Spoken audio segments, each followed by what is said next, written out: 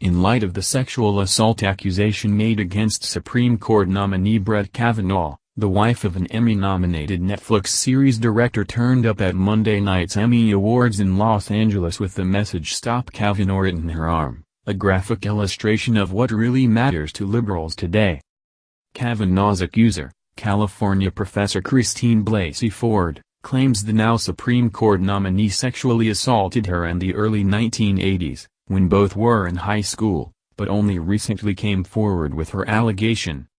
Of course, Kavanaugh sharply denied the allegations. "I have never done anything like what the accuser describes, to her or to anyone," Kavanaugh said in a statement issued Monday. "Because this never happened, I had no idea who was making this accusation until she identified herself yesterday." The allegation is virtually impossible to prove or disprove so long after the alleged event took place, and there are discrepancies between the accuser's claims and her therapist's notes on the event, as attorney and conservative commentator David French has pointed out at National Review. And that just highlights the fragility of human memories when it comes to a question so long in the past, French wrote.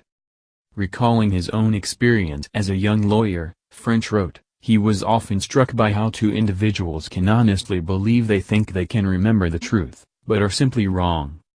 It didn't take long for me to realize that more often than not both sides believed their own stories, and the longer the case dragged on, the more they hardened in their positions," he wrote.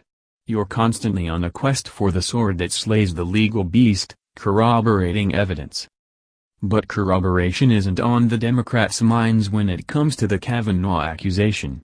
Someone who is concerned with the truth would want solid evidence, or at least something more solid than allegedly suppressed memories being dredged up decades after the alleged fact, before championing belief in such a story.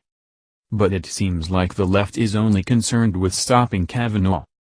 The message "Stop Kavanaugh" was worn on the arm of Sarah Sophie Flicker, the wife of Glow director Jesse Peretz, according to CNN. The message might seem strange, considering Kavanaugh is highly qualified and has an impeccable record. If Flicker was concerned with sexual assault, a message like "Stop Sexual Assault" would be more appropriate.